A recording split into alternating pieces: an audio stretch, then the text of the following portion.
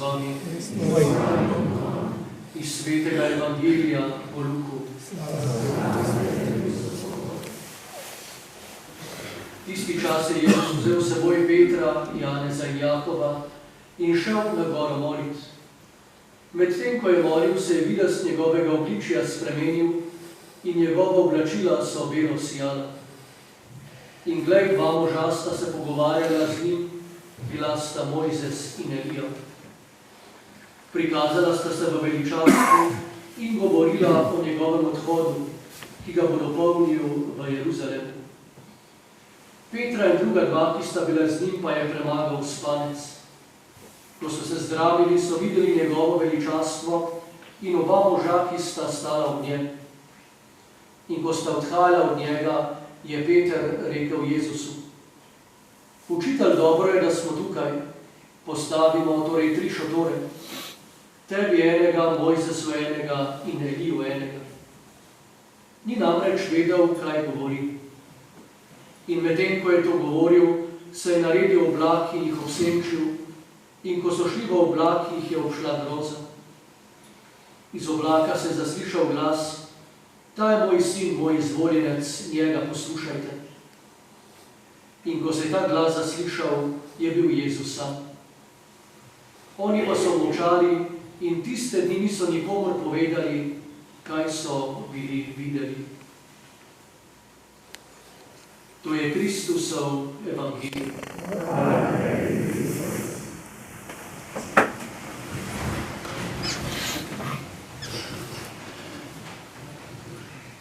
Bratri in sestre, Gora Tabor z dogodkom prikazanja poveličanega Gospoda Jezusa Kristusa je smiselno in pomeljivo nadaljevanje evangelija pretekle nedelje. To, kar se je zgodilo v puščavi, kjer je bil sam Jezus, naš odrešenik, tudi skušan. Obakrat ima Jezus sogovornika. V puščavi je bil to Satan, ki je hotel pokvariti Božji načrt, da se Jezus ne bi odločil za to, kar je v svojem bistvu bil. Tukaj na gori spremenitve pa gre, kot rečeno, za Goro Tabor v Galileji, kjer je Jezus združen z Mojzesom in Elijo, tistimi starozaveznimi preroki, ki napovedujejo odrešenika, kaj bo storil za Božje ljudstvo, za vse kristjane, ki mu bodo sledili. V puščavi je bil Jezus na začetku svojega poslanstva, na gori spremenitve pa tik pred zaključkom svojega poslanstva. Spremenitev, ta dogodek, se je namreč zgodil na poti v Jeruzalem, ki je bila pot v trpljenje in njegovo smrt. Prvo sporočilo, ki nam ga prenaša današnji dogodek, je, da Jezus svojemu poslanstvu ostaja zvest, da ni razočaral svojega očeta. Oče ga je na gori spremenitve vesel, pohvalil ga je in ga učence predstavil v onem sijaju, v katerega se bo vrnil po svojem trpljenju in smrti, namreč v vstajenju, v poveličanju za to, za kar je tudi prišel. Kaj sta si povedala na gori v spremenitvi oče in sin, ni zapisano v evangeliju in ostaja skrivnost. Samo sklepamo lahko, da sta se pogovarjala o vseh nas, o našem odrešenju, da je sin očetu obljubil nadaljevanje poslanstva do konca in da je prav tako oče sinu obljubil, da bo z njim v najhujši uri človeškega trpljenja. Vsekakor je ta dogodek za Jezusa krepčilo, zato kar ga je čakalo v Jeruzalemu in utrditev vere vseh tistih, ki so bili z njim, da je on resnično Božji sin. Tako je s tem tudi okrepil takrat še zelo maloverne apostole. Opazili so odprto nebo in slišali očetov glas, ki jim je dejal eno samo pomembno sporočilo, naj poslušajo njegovega sina Jezusa. Se pravi, naj mu sledijo, da ga nikoli v njegovem življenju ne zapustijo. Takrat so vse obljubili, a prav kmalu so na to pozabili. In sami vemo, kaj se je dogajalo od izdajstva pa vse do Kalvarije, kako so se prestrašeni razbežali in niso hoteli pričevati za Gospoda, ker v tistem trenutku še niso bili zmožni razumeti, zakaj je Gospod storil.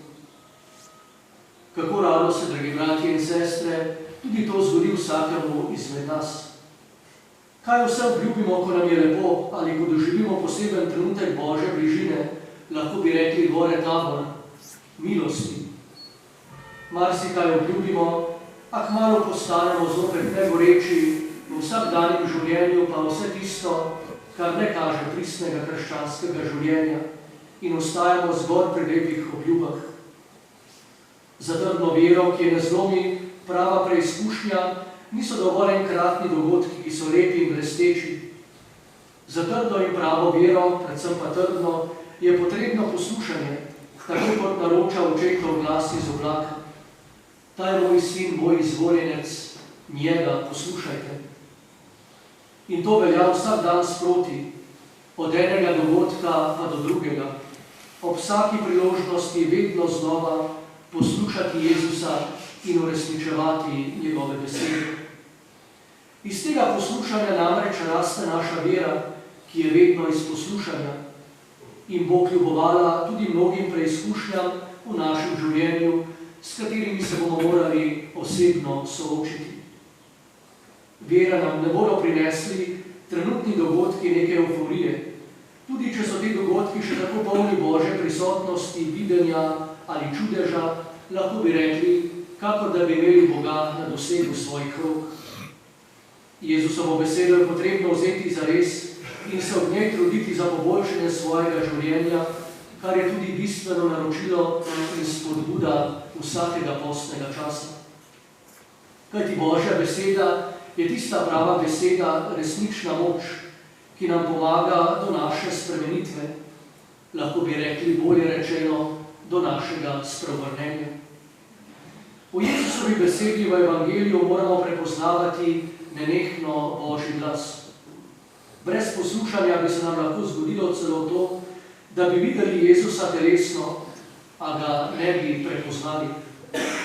Koliko ljudi, ki so Jezusa srečali, ga videli na lastne oči v telesu, so ga res samo videli s telesnimi očmi. In to v njih še nikakor ni vzbudilo vere. Ostal jim je zgolj tujec ali nek mogočnež. Celo postal jim je nasprotnik, ki ga je potrebno spraviti s poti. Poznamo na cvetno nedeljo, kako so klicali Hozana, blagoslovljen, ki prihajaš, nekaj dni kasneje pa prav z njim križaj ga. Zato je potrebno, bratje in sestre, da Jezusove misli uskladimo s svojimi, naše besede z njegovimi besedami, predvsem pa naša pota in dejanja z njegovim. Potem bomo lahko rekli, da je on naše resnično življenje in pot, po kateri tudi mi vstopamo v resnično življenje. Seveda bomo vsem tem vedno imeli neštete težave, ker smo ljudje tudi slabotni. Vedno se nam bodo vsiljevale želje posvetnega namesto svetega, zemeljskega namesto duhovnega. Zato pa je potrebno veliko napora, podobnega vzponu na goro.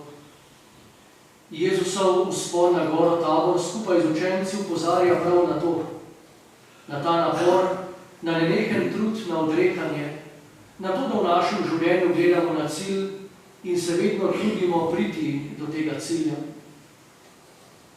Gospod je torej tisti, s katerim stopamo po poti našega življenja. Uskladiti Božje misli s svojimi mislimi ni preprosto, tudi v tem trenutku pri bogoslužju ali pri naših vsakdanjih molitvah. Lahko smo le telesno navzoči pri sveti maši, naše misli, naše srce pa je daleč od Gospoda.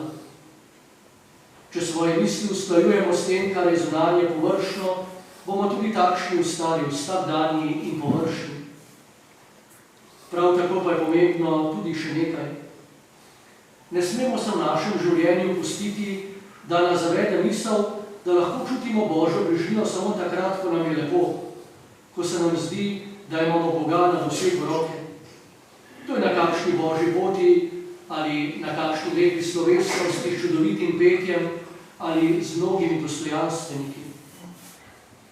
Gospod je z menoj me čaka, predvsem tudi v vsakdanjem življenju, to je v vsakdanjih dolžnostih, pa tudi preizkušnjah. In takrat na misel pride Gora Tabor in nas spodbuja in nam da moči, da se spomnimo našega osebnega srečanja z Gospodom, tistih trenutkov milosti, ki jih potrebujemo, da tudi v tegobah vsakdanjega življenja ne pozabimo, da je Gospod vedno s nami. To so tako zelo lepi taborski dogodki, toda to še ni srečanje z Gospodom, če ne vstopamo preko teh dogodkov resnično osebno za Gospodom. Lahko jih le opazimo, vidimo, a naše srce zopet ni z njim. Gospod nam pripravlja torej srečanje s seboj, ko nas želi strgati z objema greha, to je sovraštva, sebičnosti, naveličanosti, od vsega tega, kar nas odvrača od Gospoda. Tudi tam me čaka Gospod in mi spregovori čisto osebno v mojem srcu. Po tej poti se torej bližamo veliki noči in prav po poti trpljenja in križa lahko dosežemo tudi slavo vstajenja.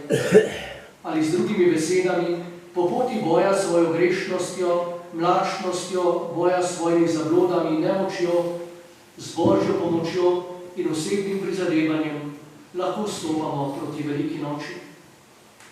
Naj se Jezusovo poveličanje, dogodek njegove spremenitve na gori, pozna torej na obličju vesoljne cerkve, torej tudi na mojem in tvojem obličju, dragi brat in sestra, kaj ti predstavljaš in si cerkev.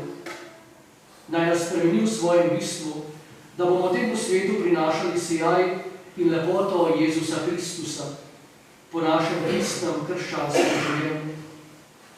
In ko bomo z Božjo pomočjo spreminjali samega sebe in imeli v svojem srcu podobo Boga in žareli, bomo tudi spreminjali svet. In to bo naše spremenjenje, ali bolje rečeno, naše resnično, osebno spreobrnenje. Amen.